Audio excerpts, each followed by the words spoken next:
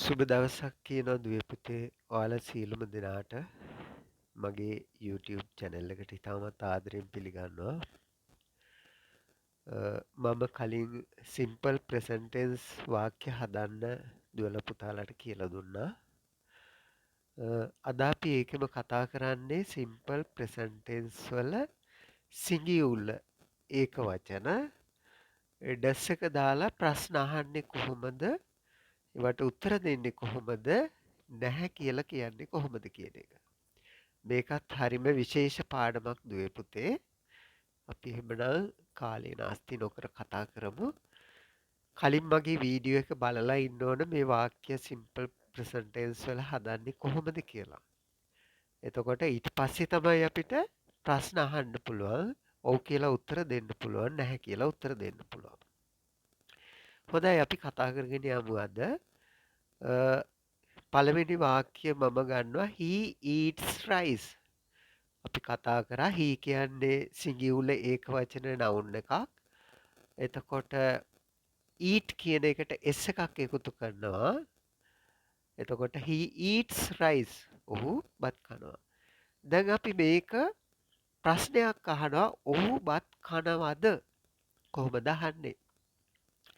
does කියන එක තමයි simple present tense වල සිංගියුල වලදී අපි use කරන ක්‍රියාපදේ ආධාරක ප්‍රක්‍රියාපදේ මේක හොඳට මතක තියාගන්න ඕනේ does කියන එක.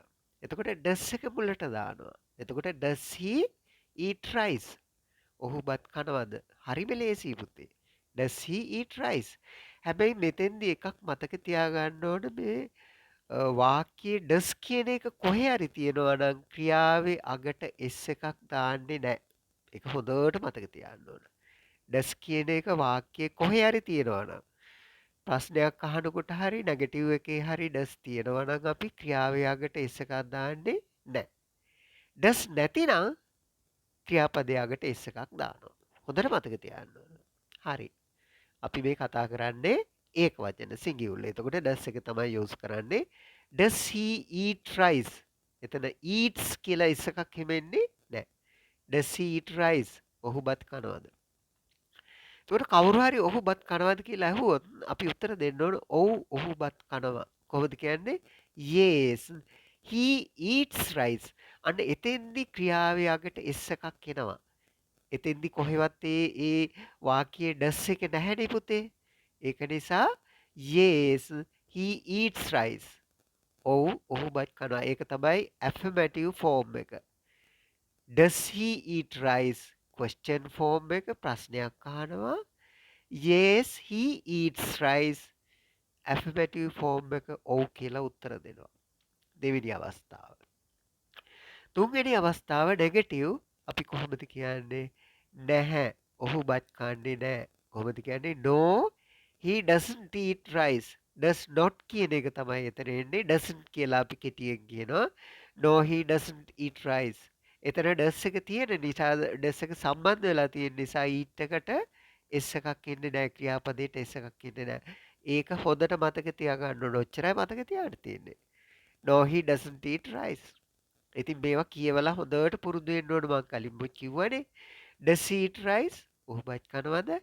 yes he eats rice. ඔව් ඔහු බත් කනවා. no he doesn't eat rice. නැහැ ඔහු බත් කන්නේ නැහැ.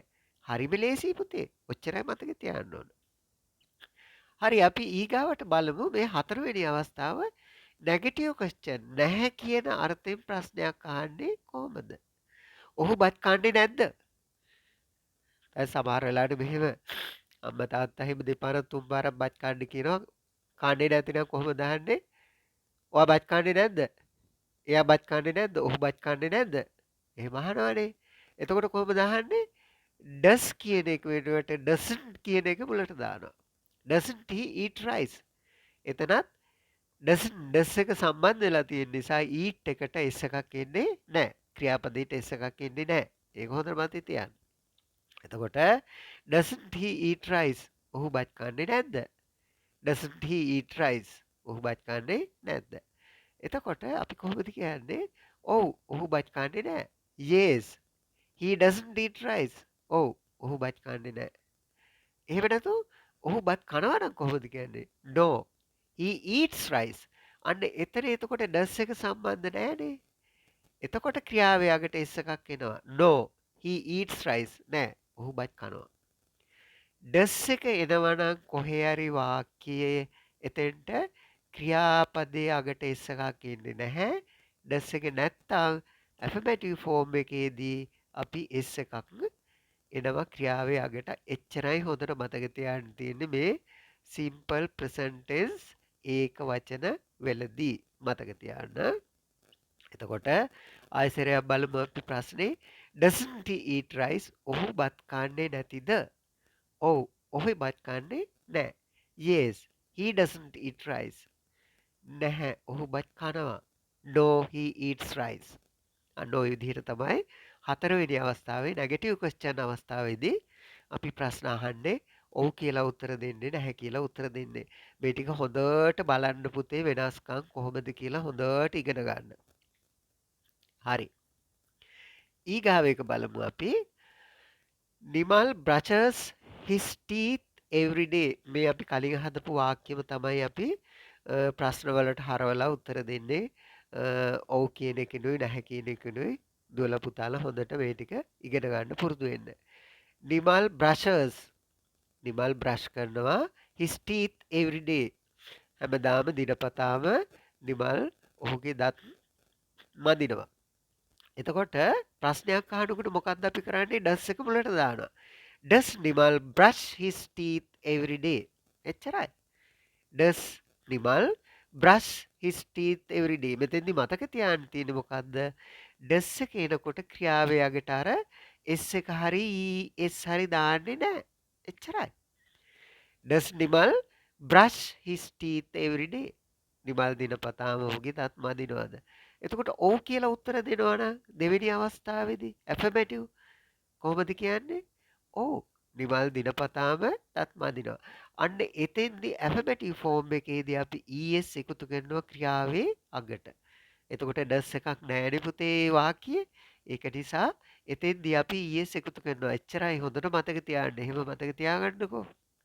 එතකොට yes Nimal brushes his teeth every day.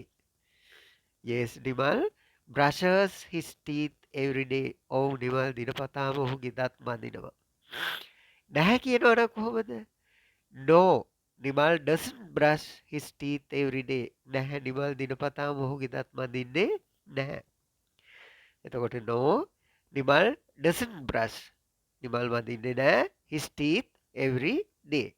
හරිම ලේසි පුතේ. ඒ ටික මතක තියාගන්න. හරි. ඊගාව අපි තව උදාහරණයක් ගමු. මේකම නෙගටිව් ක්වෙස්චන් එක හතරවෙනි අවස්ථාව. නිමල් දිනපතා මොහුගේ දත් මදින්නේ නැද්ද? නැද්ද කියලා අහනවා. කලින් ඇහුවේ අපි මදිනවද කියලානේ ක්වෙස්චන් ෆෝම් එක. මෙතෙන්දී නෙගටිව් ක්වෙස්චන් අවස්ථාවේදී නිමල් දිනපතා මොහුගේ දත් මදින්නේ නැතිද? එතකොට doesn't මුලට එන්නේ. doesn't Nimal brush his teeth every day? කලින් does අපි මුලට දැම්මේ දැන් doesn't. එච්චරයි. doesn't Nimal brush his teeth every day? එතකොට ඔව් කියලා උත්තර දෙනවා නම් ඔව් නිමල් දිනපතාම ඔහුගේ දත් මදින්නේ නැහැ. එයා හිටපු ගමන් තමයි දත් මදින්නේ නේද? එතකොට කොහොමද කියන්නේ? yes Nimal doesn't brush his teeth every day. එතන does එක සම්බන්ධ වෙලා තියෙන හින්දා ක්‍රියාවේ අගට es එනවද? නැහැ. yes Nimal doesn't brush his teeth every day. එතකොට නැහැ කියලා කියනවනේ නැහැ. නිමල් දිනපතාම දත් මදිනවා. no Nimal brushes his teeth every day. no Nimal brushes his teeth every day. ඒක හොඳට මතක තියාගන්න. ඒ අවස්ථා ටික පුතේ හරිම ලේසි මේකමයි. හරි ඊගාවට අපි තව උදාහරණයක් ගමු. her father works in the shop. her father works in the shop. අපි කලින් හදපු වාක්‍යයක් නේද? එතකොට මේක අපි ප්‍රශ්නයක් කරලා අහන්නේ කොහොමද? question form එකෙන් පළවෙනි අවස්ථාව. ඇයගේ තාත්තා කඩේක වැඩ කරනවද? does her father work in a shop? does එක මුලට දානවා එච්චරයි. එතකොට does එක එනකොට අපි දන්නවා ක්‍රියාවේ අගට s එකක් හරි es හරි මොනවා හරි එකතු කරන්නේ නැහැ. ක්‍රියාපදේ එහෙම කියන්නේ work. එතකොට does her father work in a shop? ඇයගේ තාත්තා කඩේක වැඩ කරනවද? ඔන්න question form එක. ඊගාවට affirmative form එක 2. ඔව් ඇගේ තාත්තා කඩේක වැඩ කරනවා. Yes, her father works. අන්න එතන S එකක් එනවා. Affirmative. එතන does එකක් සම්බන්ධ නැහැනේ වාක්‍ය කොහෙවත්. නේද? Yes, her father works in a shop. Yes, her father works in a shop. ඔව් ඇගේ තාත්තා කඩේක වැඩ කරනවා. නැහැනම් නැහැ. ඇගේ තාත්තා කඩේක වැඩ කරන්නේ නැහැ. Negative form එක තුන්වෙනි අවස්ථාව. No, her father doesn't work in a shop. No, her father doesn't work in a shop. නැහැ. ඇගේ තාත්තා කඩේක වැඩ කරන්නේ නැහැ. හරි. ඊගාවට අපි බලමු හතරවෙනි අවස්ථාව negative question අවස්ථාව. ඇයගේ තාත්තා කඩේක වැඩ කරන්නේ නැතිද? ඇයගේ තාත්තා කඩේක වැඩ කරන්නේ නැතිද කියලා අහනවා නම් අර does එක වෙනුවට මුලට දාන්නේ මොකද්ද? doesn't. Doesn't her father work in a shop? Doesn't her father work in a shop? ඇයගේ තාත්තා කඩේක වැඩ කරන්නේ නැතිද? එතකොට ඔව් කියලා උත්තර දෙනවා නම් ඔව්. ඇගේ තාත්තා කඩේක වැඩ කරන්නේ නැහැ. Yes, her father doesn't work in a shop. Yes, her father doesn't work in a shop. එතෙන්දී doesn't තියෙන නිසා ක්‍රියාවේ අගට S එකක් එන්නේ නැහැ. ඒවා හොඳට මතක තියාගන්න. question අවස්ථාවේදී එන්නේ නැහැ. ඊට පස්සේ ඔන්න නැහැ. ඇගේ තාත්තා කඩේක වැඩ කරනවා. ඒකෙදී ඔන්න ක්‍රියාවේ අගට S එකක් එනවා කොහොමද? No, her father works in the shop. No, her father works in the shop. her father කියන එක සිංගියුල්නේ. එතකොට සිංගියුල් අවස්ථාවේදී ක්‍රියාවේ අගට S එකක් එනවා. හරිම ලේසි පුතේ. මේ ටික මේ විදිහට ඉගෙන ගන්න. හැබැයි මෙහෙමයි. මේ ටික කියලා කියලා කියලා හොඳට පුරුදු වෙන්න ඕනේ පුතේ.